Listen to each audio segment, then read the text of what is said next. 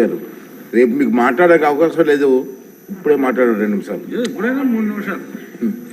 విష్ణుకుమార్ రాజు గారు అంతసేపు నేను మాట్లాడలేను.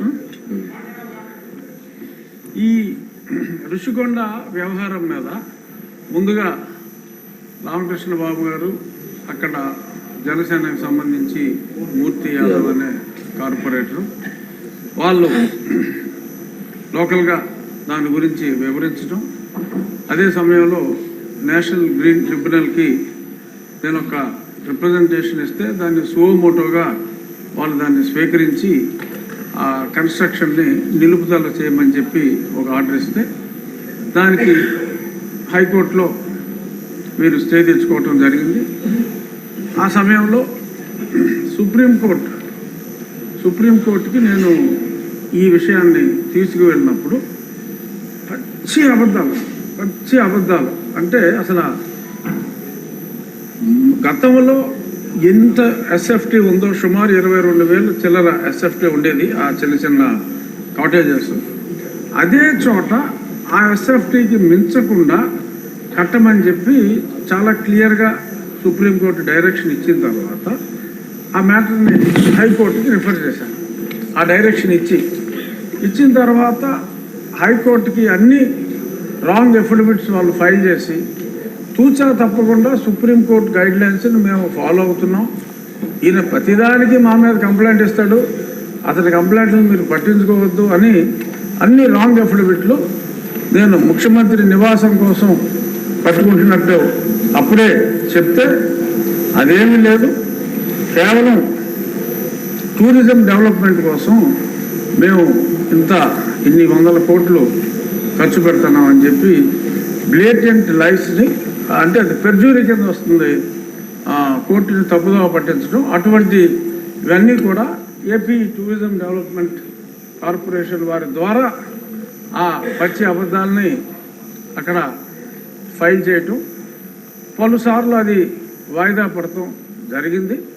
చివరికి అనుకున్నట్టుగా ఆ 22,000 ఎస్ఎఫ్టీ కాకుండా ఇందాక గౌరవనీయులైన మంత్రివర్యులు చెప్పినట్టు 1,20,000 చిల్లర ఎస్ఎఫ్టీ కట్టడం. ఆ తర్వాత ఒక చిన్న డ్రామా, ఎందుకంటే అప్పుడు దాకా అది టూరిజం ప్రాజెక్ట్ అని చెప్పారు. ఈలోపు ముఖ్యమంత్రి గారు అప్పటి ముఖ్యమంత్రి ఒక అనౌన్స్మెంట్ ఇచ్చి నేను విశాఖపట్నం వచ్చేస్తున్నాను అని చెప్పి ఆయన చెప్పడం జరిగింది. ఆ తర్వాత కొంతమంది ఆఫీసర్స్ని వైజాగ్లో నాకేమన్నా ఇల్లు దొరుకుతుందా చూడండి, స్టడీ చేయండి అని చెప్పి స్టడీ చేస్తే వాళ్ళకంట ఆ బీచ్ రోడ్లో వెళ్తూ ఉంటే అరే ఇక్కడ భలే ఇల్లు దొరికిందే, ఇది ముఖ్యమంత్రి గారికి బాగుంటుంది అని చెప్పి వాళ్ళకి తెలిస్తే వాళ్ళందరూ సూచించారంట.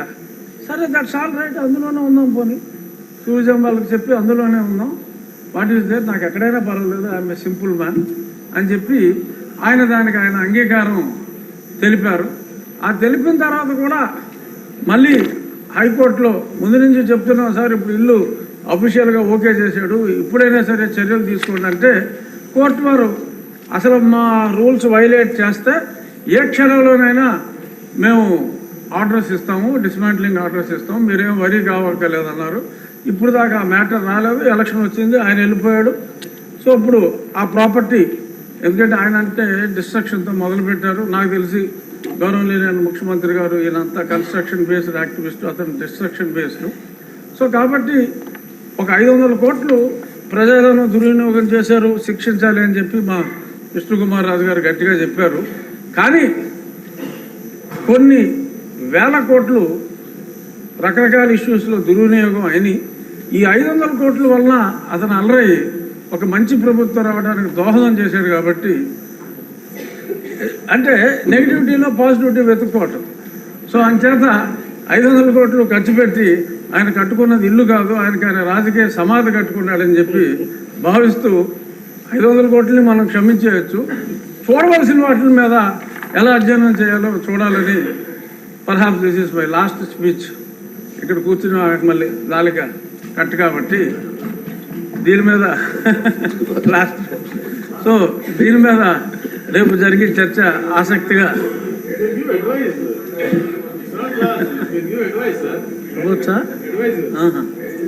సో ఇది నా పర్సనల్ ఒపీనియన్లో అంటే నేను వేసిన కేసు కూడా అప్పుడు కొట్టివేయమని అడిగాం, ఇప్పుడు కొట్టివేయకూడదు కాబట్టి నా కేసు కూడా ఇంకా ఇన్ఫ్రాస్ట్రక్చర్స్గా నేను వెనక్కి తీసుకుంటాను. రామకృష్ణ బాబు గారు కూడా అసెట్ ఉండాలి కాబట్టి అప్పుడు మేమంతా కూల్చేమన్నాం.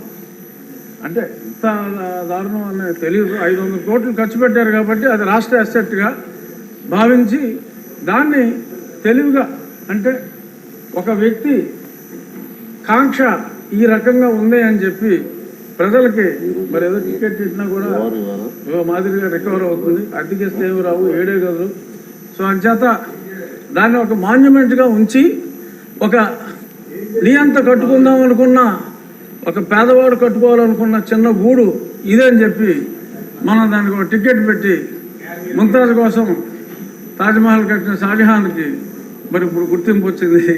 అలాగే దాన్ని మనం ఒక మాన్యుమెంట్గానే వాడుకుని ఒక నియంత కట్టుకున్న చిన్న ఇల్లుగా మనం అభివర్ణించి దాన్ని ఎటువంటి కూల్చివేతలు లేకుండా చక్కగా సౌందర్యంగా దాన్ని మెయింటైన్ చేయాలని చెప్పి టూరిజం మంత్రి గారిని మనస్ఫూర్తిగా కోరుకుంటూ మా విష్ణుకుమార్ రాజు గారు చెప్పిన చర్యలు ఎక్కడొద్దు, చర్యలు చాలా అట్లకు ఉందని తెలియజేస్తూ నమస్కారం. రామకృష్ణ బాబు గారు, రామకృష్ణ గారు ఓకే అండి.